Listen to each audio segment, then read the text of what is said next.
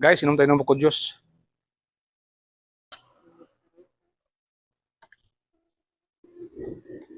Ma, tingnan mo ka itong buko juice ko kay ihi lang ako.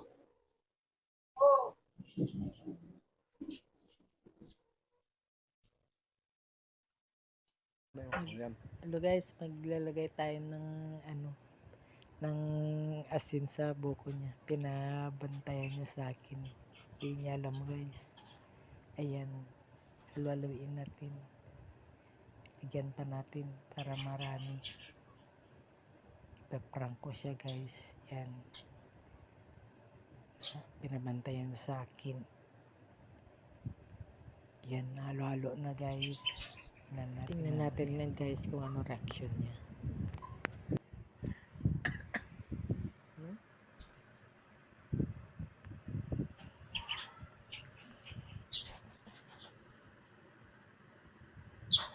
Baso mo ma, inom ka?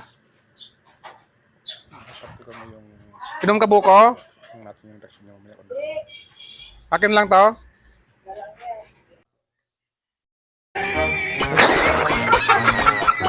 Patangala!